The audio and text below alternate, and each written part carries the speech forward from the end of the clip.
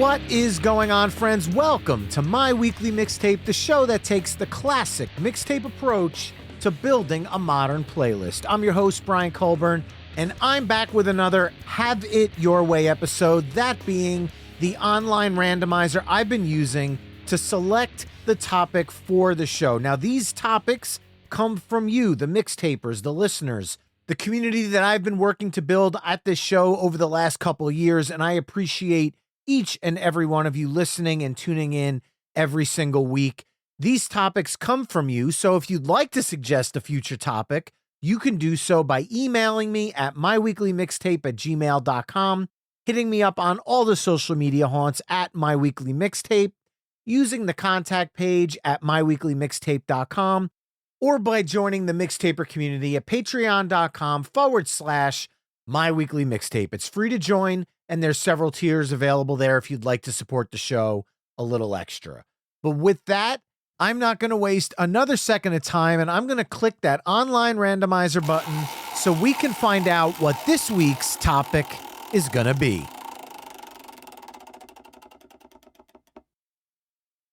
Interesting. This one comes in from Bryan Rosenberg via email. Brian, thank you for writing in. This topic: songs you'd give the person you have a crush on. The roots of many a mixtape. Wow. I have to give a slow golf clap on this one. What a topic. This is a mixtape 101 lesson. Ever since episode 1, every time there's a first-time guest on the show, I have asked the question, what does the word mixtape mean to you? And I could tell you at least 75 to 85% of those responses involved making a mixtape for a crush, for somebody they were interested in and wanted to use music as a way to maybe open the door to further a discussion that might lead to a relationship or something more. So, wow. Okay, before I even get into songs, I think I need to dive into this topic a little bit more than usual. Because when you're creating a mixtape, now this is going back to the 90s for me, but for the younger people listening, when you're creating a playlist for somebody you have a crush on, if you've ever seen the show How I Met Your Mother, there's a scene where Marshall and Lily are talking about the fact that if you play a song for somebody and they like you back, that song can be seen as sweet and maybe even endearing. However, if they don't feel that way about you, it could be seen as creepy and psycho. So there's a fine line you need to toe when creating these playlists. Now, here are some of the tips that I have when creating a mixtape or a playlist for that crush of yours. First one, if you're already friends with this person, I think shared experiences are a great way to go when it comes to songs. So if there's a song that you bonded over with this person, that you realized you're both a fan of this artist, it kind of takes a little bit away from the meaning of the song. The song can probably be about anything, because if you've already had discussions about that song and how much it means to both of you, there's already that experience that kind of ties you two together to the song, regardless of the topic, within reason. And I'll get to that in a little bit. But from a personal perspective, I can actually use that shared experience from one of my high school relationships. Because at the time when I was getting to know somebody that I eventually dated when I was in high school, there was a song out by REM called Man on the Moon. Now, this is a song about Andy Kaufman. There is zero romance in this song whatsoever. However, this was a song that was on the radio every time we were hanging out, and it became kind of an inside joke with us because the yeah, yeah, yeah, yeah in the song, it became a way we would respond to each other when we were saying, hey, do you want to go to see a movie? Instead of just saying that sounds like fun, it would be yeah, yeah, yeah, yeah. So that became kind of an inside joke language between the two of us. So when I first made a mixtape for this person, I included this song because of the history and the shared experience. Had nothing to do with Andy Kaufman. There is no, hey, this is Andy Kaufman. No, none of that here, but it's a shared experience, which is kind of genre agnostic because you could be into punk, you can be into metal, hip hop, country. It doesn't really matter. as long as there's a connection over a song. Now, with that, there are some things you might want to consider because it might do the opposite of what you're intending those songs to do, even if there is a shared experience with them. One example I can think of is with my wife, because when we were dating, it was a long distance relationship, and we would always pass each other mix CDs to listen to in the car rides on the way back and forth, depending on which way we were headed at the time. And for years, I put this one song by one band, and I'm not going to say who, because I'm still a fan of this band and still go see them a lot. However, I included this song on pretty much every mix CD I made for my wife, assuming she felt the same. And it wasn't until years later when that song came on shuffle, and I said, "You remember when I used to put that on all your mixtapes?" And she turned and went, "Yeah, never was a fan of that one." And that really was a moment for me, because I thought for this entire time that she was into the song because she never told me not to put it on there. And yeah, so that's an example of kind of reading the room, and I obviously missed that one. So with that, it goes without saying that reading the room and the person you're giving this mixtape or playlist to is very important. So I do have a PSA along those lines. So here are a couple songs I would say maybe you might want to really think about before you go throwing them onto your playlist or mixtape. Now, your mileage may vary. Depending on the person, these songs might be seen as happy and endearing or whatever, but I'm just saying, kind of a guideline here. Basic 101, The Police, Every Breath You Take. Fantastic song, kind of creepy and stalkery if you really listen to the lyrics. And if the person doesn't feel the same way, it becomes, yeah. Boys to Men, I'll Make Love to You. Huge song in the 90s. Played at school dances, which I thought was odd even at that point in time. And I know people have used this on mixtapes they gave to a potential person they were interested in. And I always felt like this was kind of the Hail Mary song, because if you're just getting to know somebody, this might not be the way to go. Now, along with that, on the rock side of the spectrum, 9 Inch Nails Closer.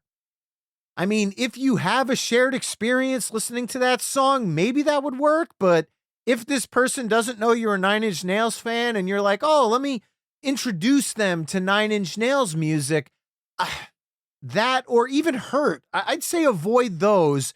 Maybe go with Head Like a Hole. If you're trying to expose them to music that you like, but you don't want to necessarily put the wrong message out there. Now, with that, thinking 90s as well, because this is where my head is swirling right now, because when I made mixtapes for my crushes, it was in the 90s, Radiohead's Creep. Now, I know there's Radiohead fans out there that are going, "Oh God, here's a guy that only likes Creep." I'm not saying I only like Creep. I like the Bends as well.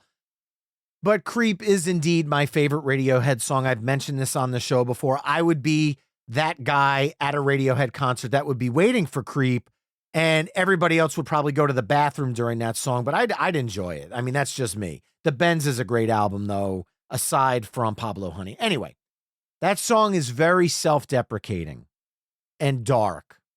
Self-deprecation in a song, when it's done in like a Bowling for Soup, Real Big Fish kind of fun, jovial, maybe humorous way where the lyrics are self-deprecating, but the song is upbeat, you might be able to pull that shared experience there. But a song like Creep, unless the person you're talking to is a massive Radiohead fan, again, I'm thinking Pablo Honey here, early 90s, and this was a song they always talked about, maybe, but you might want to be careful with that one. And finally, thinking 90s, Adam Sandler's At a Medium Pace. If you don't know the song, it's not safe for work. You'll never think about shampoo the same way. And definitely along the lines of I'll Make Love to You, just on a completely different spectrum. Do not send that to a crush. That's just my PSA. Feel free to do whatever you want. This is your world. Like Bob Ross said, this is your world. You're the creator. I mean, you do you. But those are just some songs I would suggest maybe not including when creating a Songs for a Crush playlist. And now to the flip side of that, as I'm starting to mull over where I'm going to go with this, is the vibe you're looking to achieve. And that all depends. It's a person by person basis. If the person you're talking to or are friends with and maybe you're having some feelings for, and they're into metal music, you might not want to go the poppier side of the spectrum, and vice versa. See, in the 90s, there was this gray area because for a while, power ballads were played on top 40 pop radio. They were mainstream. Even in the early 90s, you think about songs To Be With You by Mr. Big, even though that's a quote-unquote campfire song, as Billy Sheehan told me when he was on the show. You also had songs like I Remember You by Skid Row, Heaven by Warrant, pretty much any Poison ballad, except for Something to Believe In, because that's more of a ballad that's not about love in any way, shape, or form. Think Every Rose Has Its Thorn here. These were the songs that were played on pop radio. Now, are these good songs to send to a crush that you're just getting to know? It all depends. It all depends on where you two stand. Now, if you're dating the person for 6 months to a year and you're making a mixtape for that person, again, in the 90s, sometimes you couldn't go wrong with a power ballad. But they're kind of just the way I talk about every week on this show. Music is so subjective. There are no right and wrong answers, except for maybe at a medium pace when you're just trying to get to know somebody. But I'm not even going to say that's wrong. If the person finds it funny, maybe that's their sense of humor. Maybe it does work for you. But just again, your mileage may vary. Do with that as you will. But when it comes to power ballads in the 90s, there was that gray area where they still kind of stayed in light and in fashion for at least the first few years. And then once grunge took over, putting those on almost became cheesy at a point, which sucks because I still listen to those songs now and don't hear any cheese in them. But maybe that's just me.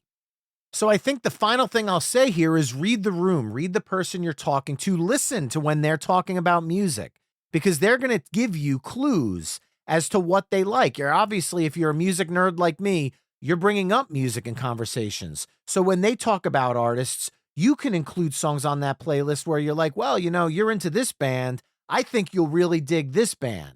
And that kind of is a great way to keep the conversation going, but not necessarily say you have a crush on them. But this playlist is specifically, thanks to Bryan, songs you would give the person you have a crush on. So the songs that are coming into my mind are songs that don't lean too heavy into the love side of the spectrum, but definitely drop hints. But before I get into the songs, if you're listening on Apple Music, Spotify, YouTube, wherever you're listening, please leave a 5-star review, thumbs up, leave a comment, talk about songs you would include for your crush starter kit. Keep this conversation going outside of the podcast universe. It helps introduce the show to other potential listeners out there that might enjoy the conversations we're having week in and week out. And finally, if you want to hear the songs I'm talking about here, don't worry, you don't have to go seeking out these songs one by one. I make this process real simple. Every single episode of my weekly mixtape, you just head over to the episode page, and there I've embedded a playlist of all the songs I've talked about in each particular episode. I'm doing the same thing here, the Ultimate Songs for a Crush playlist, and you can find that now by heading over to myweeklymixtape.com.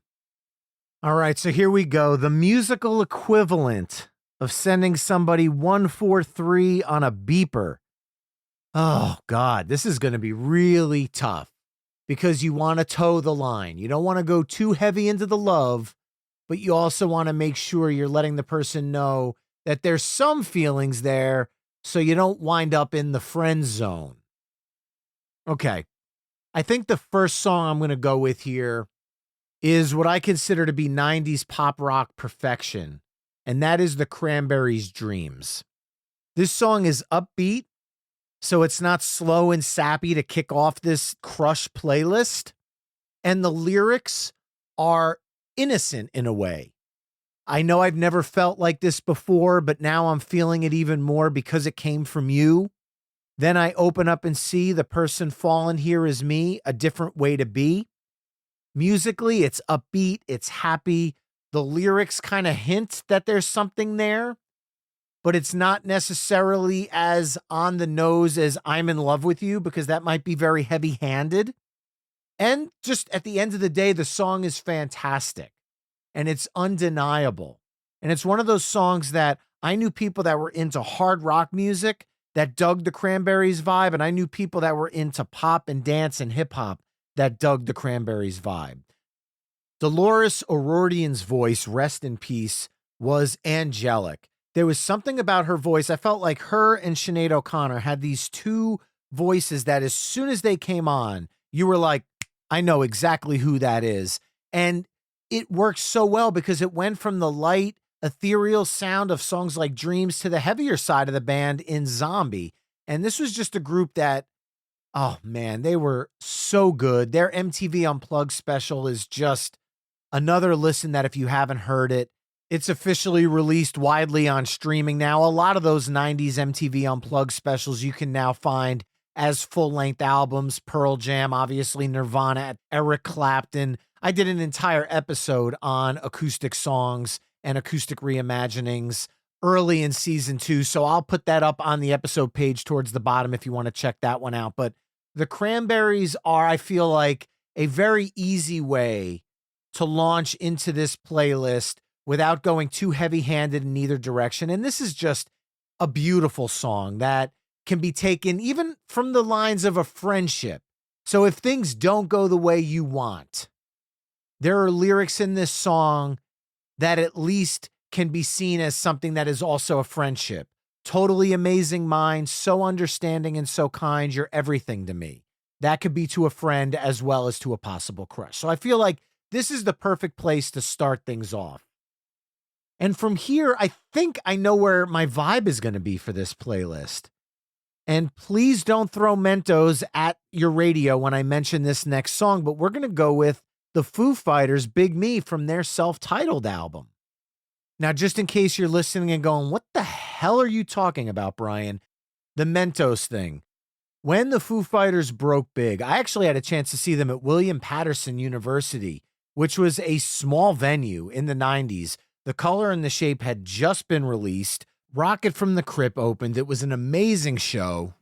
And this was at the point where they were still playing the song, even though they were getting pelted with Mentos, because in the music video, it was a play on the Mentos commercial, where at certain points, the main character of the commercial would hold up the Mentos and look at the screen. Dave Grohl reenacted that, only holding up the Futos candy. However, I don't know about you, but if you've never been hit by a Mentos before, they are hard and they hurt, especially if somebody in the audience is whipping them from a distance up to the stage. Now, I'm just talking about an audience member, and this is hitting me in the back, not in my face like the band had to deal with. You'll shoot your eye out, kid, is definitely at play here if you are one of the Foo Fighters. So I can understand why they peel back on playing this song, kind of the same way you'd peel back the Mentos wrapper. Anyway, I'm done. Never mind. But they still continue to play it. Not as much. A couple of times a year, they'll break it out in a show. And I guess they kind of want to make sure that people aren't prepared for it with Mentos in hand. Thankfully, I was able to check that song off my Foo Fighters bucket list back in 1998 on the Color and the Shape tour, so I don't have to worry about it. I'd love to see them do it again, but beyond the Mentos aspect of it, this song is just sweet and fun. And once again, it's about love, but it's not heavy-handed on the love talk. If you think about the lyrics in this song, while I talked about it, carried on, reasons only knew, but it's you I fell into. So you're kind of saying you're falling for this person, but it's not necessarily I'm in love with you, which might be too strong for that Crush mixtape. And then musically, it's light, it's airy, and it kind of fits the vibe coming out of the Cranberries. Now, I don't want to lean too heavy into the 90s here because not everybody listening is only a 90s person. I'm sure there's going to be some more 90s that pop up in this mix because that's just where my mind goes when it comes to this topic. But I want to bring it into some of the 2000s as well. And this song came out the year I got married, 2005. And it's one that it's one of my wife's favorite artists. And it's a song that I've heard her play many a times. And when I hear it, I think of her. But when you dive into the lyrics of this song, I could see where this would really work for somebody you have a crush on because it's a little sweeter and innocent and could also, again, work on that friends level if things aren't necessarily working out on a romantic level with you and your crush, and that would be Jack Johnson's Better Together. I mean, you think about the way the Foo Fighters' Big Me is kind of light and breezy. I think Jack Johnson takes that light and breezy almost to a literal next level. His music is all about that kind of beachy, chill, mellow vibe. And it comes out, obviously the lyrics in the chorus are just kind of repeating, it's always better when we're together. That could be seen as a love and flirty thing. That can also work with friendships. And all of these moments just might find their way into my dreams tonight. To me, that's a nice little lyrical hint, if you want to call it that, but it's not so on the nose. And again, the music isn't heavy-handed. I am not going to be pulling out the 80s power ballads tonight. Now, if this was the 1990s and you've already been with somebody for 6 months or a year, those 80s power ballads, completely different story. But this is somebody for your crush, somebody you're looking to introduce to, and some of those might be heavy-handed. Jack Johnson, the opposite of that, light and breezy and mellow, and let's just see where this goes musically and in times lyrically. So I feel like coming out of Big Me, this is a nice way to kind of keep it on that mellow side of things.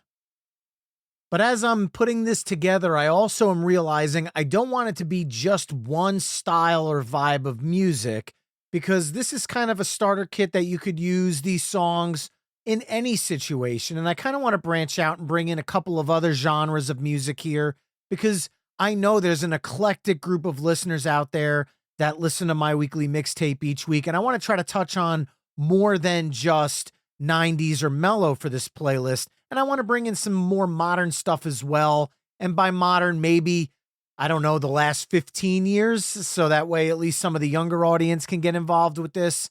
And I think one of the best songs that would be used for a crush that isn't too heavy-handed, in modern times at least, is Bruno Mars' Just the Way You Are, which came out, I want to say, around 2010. It's very complimentary. I mean, the chorus is, when I see your face, there's not a thing that I would change because you're amazing, just the way you are. And when you smile, the whole world stops and stares for a while because, girl, you're amazing, just the way you are.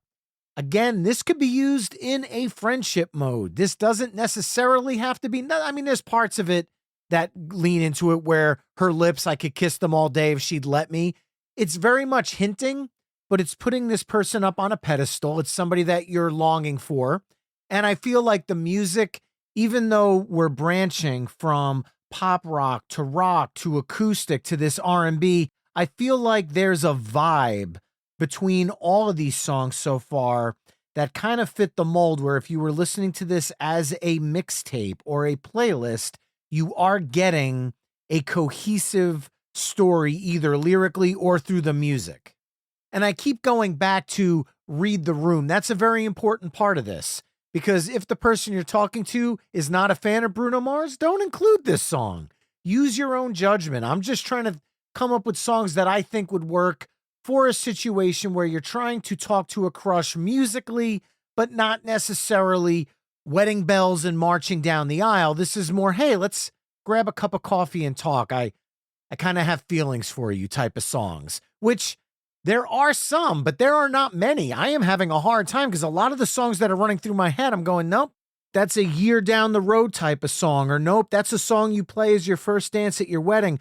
And I'm trying to think of songs that really fall into this space that's more aligned with high school, where you're not thinking walking down the aisle. You're thinking getting to know somebody, dating. And I'm not going to lie, this is a tough topic to think about in hindsight, because here I am 48, and I'm thinking about songs I would share with my wife. Well, those are songs about love because we've been married for over 20 years now. So the songs that I would share with my wife now, way back in the 90s when I was dating somebody, probably not the same songs because it's two different phases of life. So I'm trying to think of songs that would fit where I was 15, 16, 17 years old versus where I am now. So that's why it's natural for me to look back to the 90s, as well as for me to continue stalling like I am right now, because this is one of the harder topics I've done on this show. But there have been songs that have come out in later years where I'm like, wow, that would have been a great song to use when I was younger. And another one of those songs is somebody that I was lucky enough to have as a guest on my weekly mixtape, that being Uncle Kracker. Now, a lot of the songs I've talked about, obviously, because I'm a guy, are coming from a guy's perspective. But there are certain songs that can work from a guy's perspective or a lady's perspective, depending on the lyrics or the meaning or the tone of the song, regardless of who's singing it. And I think Uncle Kracker's Smile fits right into that category. You're better than the best. I'm lucky just to linger in your light. Cooler than the flip side of my pillow. I mean, when you talk about a song that hits the nail on the head, the first time I heard that line, I said, how has that never been used in a song before? Cooler than the flip side of my pillow. That is something that everybody has done, flipping that pillow in the middle of the night and getting that moment. Using that in a song like this, the first time I heard it, I was like, bravo, man. That is unbelievable. It's such a simple line, but it's so effective. And this is, again, one of those songs that doesn't have to mean falling deep in love. It's just someone who makes you smile. The chorus alone, you make me smile like the sun, fall out of bed, sing like a bird, dizzy in my head, spin like a record, crazy on a Sunday night. You make me dance like a fool, forget how to breathe, shine like gold, buzz like a bee. Just the thought of you can drive me wild. Oh, you make me smile. Yes, I'm reading the lyrics here, but that doesn't necessarily have to be about a loved one. That could be about just someone you truly care about. Obviously, the drive me wild part is a hint towards something more, but I feel like this is the type of song that you're using for a crush. You're not necessarily saying, I'm madly in love with you, but you're trying to kind of test the waters, and that is the perfect chorus for that. And I also have to give credit where credit's due. I've seen this used as a first dance in a wedding before. So the song does have legs beyond the crush phase. But the fact that the lyrics of this song can kind of go in so many different directions is why I think this song became so popular. Because music is subjective, lyrics are subjective. What the artist wrote it for and how a listener interprets a song could be two completely different things. And this song resonated with a lot of people in many different ways. And I will say, back in season 1, when I had Uncle Kracker on, it was such a fantastic conversation. He has been doing some amazing things all the way back since the days when he was spinning for Kid Rock and then going on to his solo career, which between songs like Follow Me and Smile has now evolved, especially because of his collaborations with Kenny Chesney into the country world.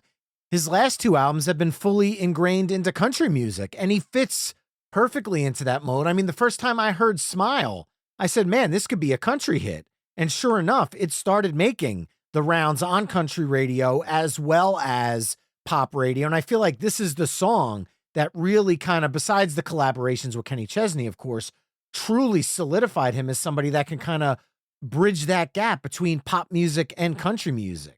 And doing the stadium tours with Kenny Chesney over the last few years has truly grown his country presence. It was an honor to have him on the show. And if you haven't heard that episode, go back to season 1 and give it a listen. You can hear some great stories about some of the songs he's done, working with Dobie Gray on the cover of Drift Away, one of my favorite songs of all time. Truly a My Weekly Mixtape highlight, and I'm very glad I was able to make that happen. But at this point, that is your first 5 songs of this 10-song playlist. So I want to do a quick recap here. We started off with the Cranberries' Dreams, followed up by Foo Fighters' Big Me, Jack Johnson's Better Together, Bruno Mars' Just the Way You Are, and Uncle Kracker's Smile. And just as a reminder, you can hear all the songs I've talked about in this mix through the playlist I embedded on the episode page over at myweeklymixtape.com. All right, so now that we're going to continue along for the second half of this Songs for a Crush mixtape or playlist, depending on how you're going to run with it. Now, as I closed up the first half of this, I talked about how Uncle Kracker kind of towed the line between pop and country. I'm going to lean all the way into country for this next one because I know I have a lot of people that listen to country that listen to this show. And I want to make sure I touch on some country music as well because that's where I got my start in radio, was a country radio show at Montclair State University. So moving this forward, I do want to pay it forward with a song that while I was in college was a big hit and honestly couldn't be a more on the nose pick for this type of playlist. And that is Check Yes or No by one of the legends of country music, George Strait. The chorus alone speaks to deciding where things go in a relationship. Do you love me? Do you want to be my friend? And if you do, well, then don't be afraid to take me by the hand. If you want to, I think this is how love goes. Check yes or no. Like the notes we used to pass back and forth in high school, which I have to say, the ladies of the 90s, you had this type of folding structure down to the point that I am still 30 years removed in awe of how you were able to take a sheet of 8x11 paper and fold it into all of these intricate shapes that once you opened it up, at least for me, I was never able to get it quite back into the fold that you were able to do it in. So bravo on that. But from a song perspective, I don't think it gets any more on the head than Check Yes or No. This is a beautifully written song. It's a great storytelling song, and it truly explains the line that I'm trying to toe here. You're trying to use music as a way to get to know somebody a little better or maybe share your feelings with them. And this song does just that in a cute, almost innocent kind of way. And heck, if they check no, then at least you have your answer right then and there. You don't have to worry about anything else. Maybe put this as the first song. So that way, you don't have to add any extra songs if she checks no. Anyway, I'm amusing myself with that one. Sorry about that. But honestly, Check Yes or No is one of my favorite George Strait songs of the 90s, and he has so many hits. And while this was just one of the 3 songs that was added to the Straight Out of the Box box set, I feel like it's up there with some of the best songs he's ever written. So by all means, this has to make this playlist. And it gives me an excuse to touch on some country music coming out of Uncle Kracker's Smile to end the first half of it. But coming out of that, I'm going to stick with something that is country, but is also pop, but is also not by the original artist. Because I've been trying to give some tips in this on how to impress somebody through music. And I'm not sure if this impresses somebody or not. That's the music nerd in me thinking it might impress somebody. However, let's just say you're interested in someone who's a big Taylor Swift fan, but you, on the other hand, aren't. That's okay. You can still include Taylor Swift on your mixtape or playlist for this person in a way that speaks in your own musical voice. Now, what do I mean by that? It's pretty simple. There are tons of Taylor Swift cover songs out there. I did a whole episode on different versions of Taylor Swift's Cruel Summer, if you want to check that out. But that's not the song I'm going to go with. I'm going to go with a song that leans directly into this topic, You Belong With Me, when she was still doing country as her main style of music. However, as much as I do like Taylor's version of that song, if I'm trying to impress somebody and let them get to know me musically with the knowledge that they're a Taylor Swift fan, I would drop Butch Walker's rendition of You Belong With Me on this mixtape for a crush. Why? Because Butch Walker is more where I align musically. So this tells this person, every time you've talked about Taylor Swift, I've heard you. But here's your favorite artist through music that I listen to. Will this make this other person become a Butch Walker fan? Who knows? I mean, I think everybody should be a Butch Walker fan, but that's besides the point. Will this person be offended at the fact that their beloved Taylor Swift is being covered in a slightly different way? You're running a risk. You're taking chances. So if anything, this person has to respect the effort you're putting in, the thought behind the fact that you're taking an artist that she likes and trying to introduce music you like through something she's already familiar with. And I think that's a unique approach to mixtaping or playlisting. See, in the 80s, there were a ton of cover songs from the 50s and 60s that breathed new light into songs. Billy Idol did Mony Mony, Kylie Minogue did The Locomotion, Kim Wilde did You Keep Me Hanging On, but there was a 20 or 30-year age gap between the original and the cover slash reimagined version by another artist.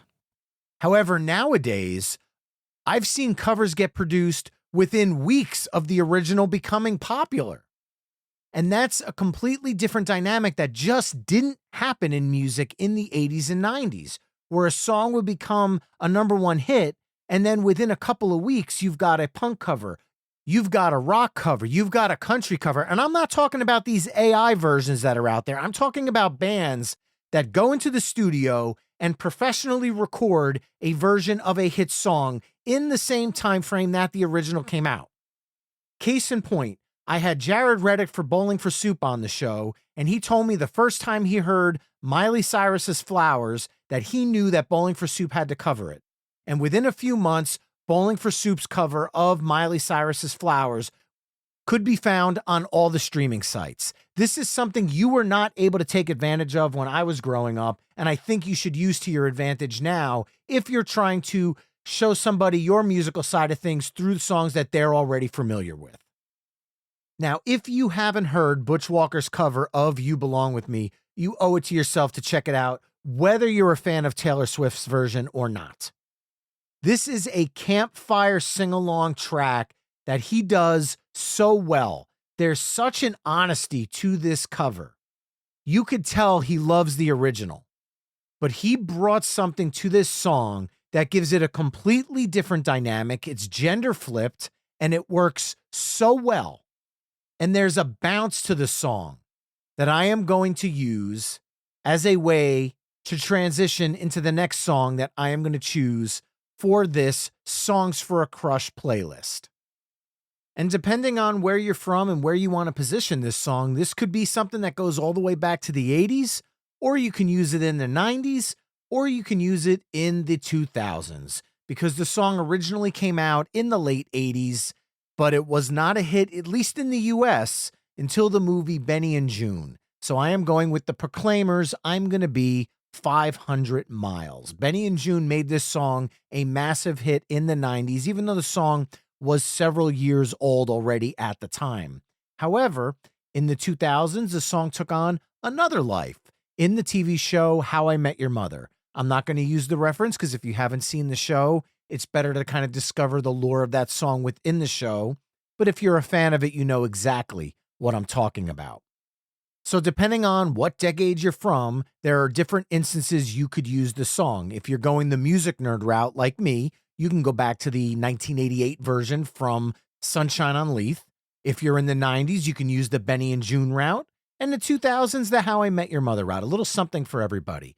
But coming out of the bounce that Butch Walker's cover of You Belong With Me has, I'm Gonna Be 500 Miles is the perfect follow-up song. Lyrically, it fits well with the song's sound. When I'm lonely, well, you know I'm gonna be the man who's lonely without you. And when I'm dreaming, well, you know I'm gonna dream about the time when I'm with you. This is another one of those songs that you could definitely use in the form of a friendship or something more. So it has that little bit of a play there, just in case the person's not as receptive. There you go. You have your out. Now let's go back to the 90s. You have a crush on somebody who is into Johnny Depp and loves Benny and June. You're not so much a fan of I'm Gonna Be 500 Miles. You can go the punk route, as Down by Law had a fantastic punk cover that came out in the 90s. And if you're a punk rock person and they're maybe getting introduced to it, what a perfect way to introduce them to a genre of music that they might not be familiar with. I was huge into metal and punk in high school. I also had an affinity for pop and pop rock and everything else. So just as eclectic as I am musically now, I was in high school. So I had no problem listening to the original version or the cover, maybe much to the chagrin of people I made mixtapes for, but it was all good as far as I'm concerned. I've covered this song so many times in concert. It actually pairs up really nicely with Cheap Trick's Surrender. And if you're also into punk covers, MXPX does a version that kind of mashes the two up, works so well together. So yeah, for some reason, punk rock and I'm Gonna Be 500 Miles do go hand in hand on several occasions. Definitely worth looking that up. Now, coming out of the Proclaimers, I think I'm going to stay with something that works as both a punk cover as well as a light and airy power pop song, because that's what the original is. In the original, this is the late 90s now. This song you could not escape on radio. And as far as I'm concerned, this song is power pop perfection. It's one of my favorite power pop songs of all time. My father was a huge Bachman Turner Overdrive fan. I listened to the 2 album nonstop growing up. And in the 90s, when Randy Bachman's son, Tal Bachman, came out with the song She's So High, it instantly resonated with me before I even realized that it was Randy's son. Now, Bachman Turner Overdrive just toured this past year, and Tal is in the band with them, and they do break the song out in the set. If you haven't seen it, it's definitely worth checking out. But She's So High is one of those songs that puts this person up on a bit of a pedestal. Now, don't get me wrong, this is in no way, shape, or form to the level of Radiohead's Creep, but lyrics like, she's got the best of everything, what could a guy like me ever really offer? She's perfect as she can be, why should I even bother? Yes, there's a bit of self-deprecation in the lyrics to this song, but it's so insanely catchy. You just look over all of that and you get sucked into this melody and these vocals and this power pop perfection. I know I've used those 3 words together before, but that's what this song is. One of the best power pop songs of the 90s. And here we are, well over 25 years later, and I'm still wondering how Tal did not have a massive career after this song, because it is so insanely catchy. And I am not a movie buff by any stretch of the imagination. I know a lot more of you out there are than I am, so please correct me if I'm wrong, but I feel like She's So High was in pretty much every single teen and romantic comedy that was released from like 1999 until, I don't know, yesterday. If I'm wrong out there, movie fans, please let me know. Now, again, if you want to stay away from the power pop thing and you're a heavier fan, look up the 4 Year Strong cover. You can get your punk rock version in and still get the message across through that cover. Now, I know a lot of the songs I've talked about tonight come from a guy's perspective. Some can work in both directions, like Uncle Kracker's Smile. But I'd be lying if I said I wasn't the recipient of mixtapes in the 90s. And I wanted to choose a song to close things out tonight that comes from the female perspective. And a song that I had received on a mixtape once that definitely resonated with me and is a song that I think fits this style and this theme really well is Sixpence None the Richer's Kiss Me. Keeping that light and breezy pop tone, it kind of flows with a lot of the songs we've talked about tonight. It's very flirty. The lyrics, kiss me beneath the milky twilight, lead me out on the moonlit floor, lift your open hand, strike up the band and make the fireflies dance, silver moon sparkling, so kiss me. I know a lot of mixtapes come from the male perspective, and I feel like in this type of episode, there were females that I knew that made mixtapes for their significant others. I've had some made for me, and this song was used a lot during the 90s, and I feel like puts a nice bow on the set of songs I've talked about tonight. But once again, I can lean into that punk rock thing. Newfound Glory did a cover of it, and it works really, really well. So there's always a way around it if you want to use the song sentiment, but not necessarily the sound of the original tune.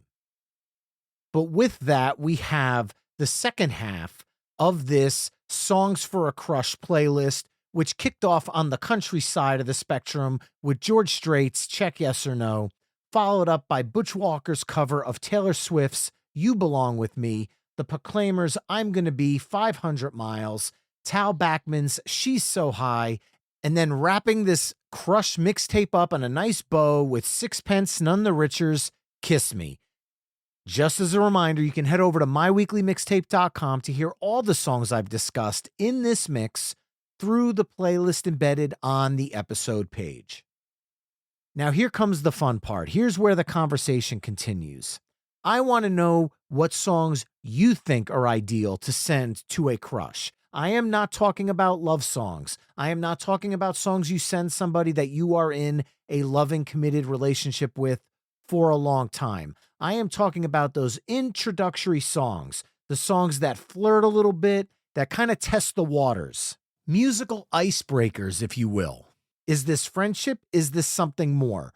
What songs would you add to this playlist?